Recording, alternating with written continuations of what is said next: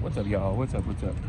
So I was on my way from eating after the gym, and something came to my mind for a number of reasons, right?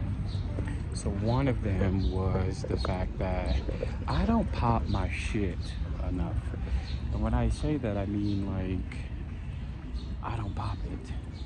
And it's not because I can't, it's just because I usually don't want to. But something this year told me that that was going to change. And I was listening to a podcast with Funky Daniva, and he was basically saying how status means a lot. And regardless on how we view things or how we do things, status is at the root of most things. And I kept thinking to myself, like, yeah, that's the truth. And I've always wanted to remain humble in how I did things. Like, there was never a point in time I wanted where I wanted to really like show off. You know, it has never come to that.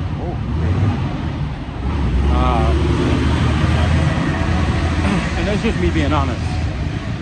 I've never wanted to like show people how much I got or about what I do or education, anything. So, but for some reason, it's like when I'm being nice, and I think it is being nice, people want me to pop my shit. And this was also about the evolution of leaving St. Louis. Like to actually leave St. Louis, I think that was what a lot of people have always asked me was like, what pushed you to leave? And that goes into popping my shit. And part of it was every time I viewed St. Louis, I would say even from St. Louis to Atlanta to United States, it kind of came in as a trifecta for me. And the first time I thought about St. Louis, I think if I'm being honest, I would go off the mentality of my family first, but then it went from my family to my friends. And you hear small town mentality, small town this. I would look at people and I would always say, like, the dreams are so small, or I would bring up ideas about new things and I would always be met with resistance or some type of what's wrong, as if you couldn't dream bigger, you couldn't have larger aspirations to do something different outside of the norm. I think when you think about it, it's more of just a fear that's placed on people.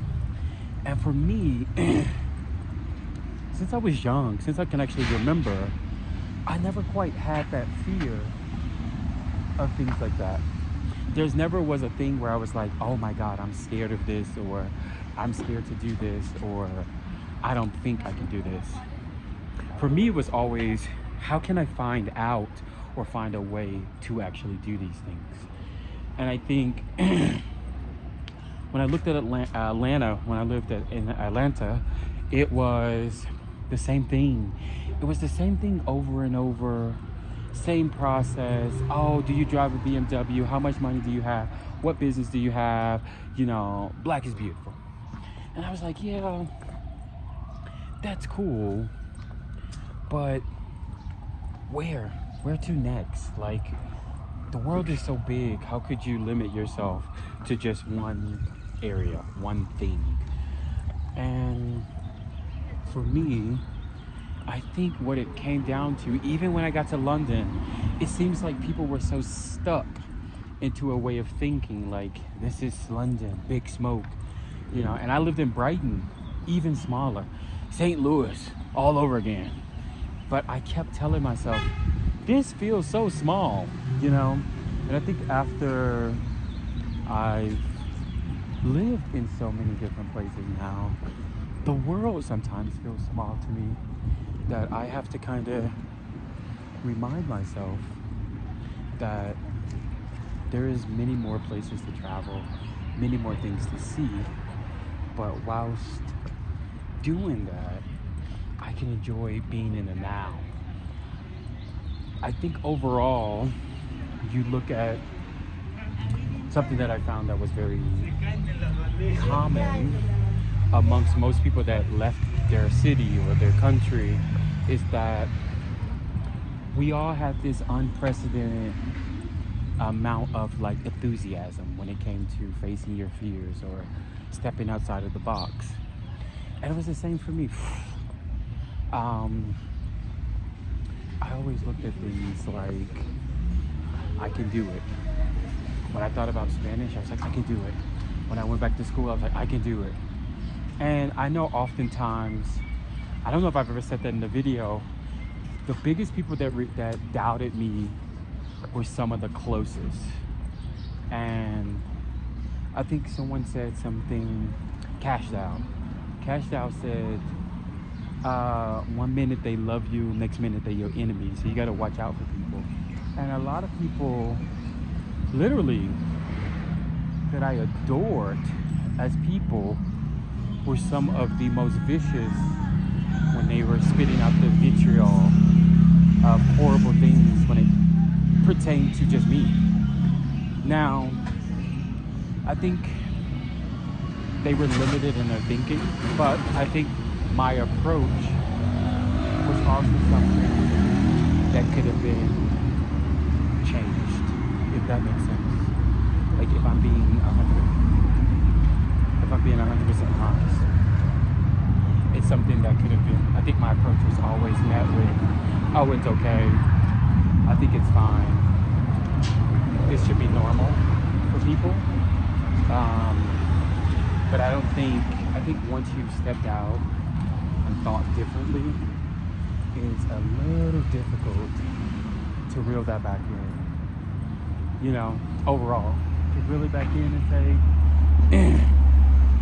not only am I evolving as a person, but mentally, physically, emotionally, I'm changing as well.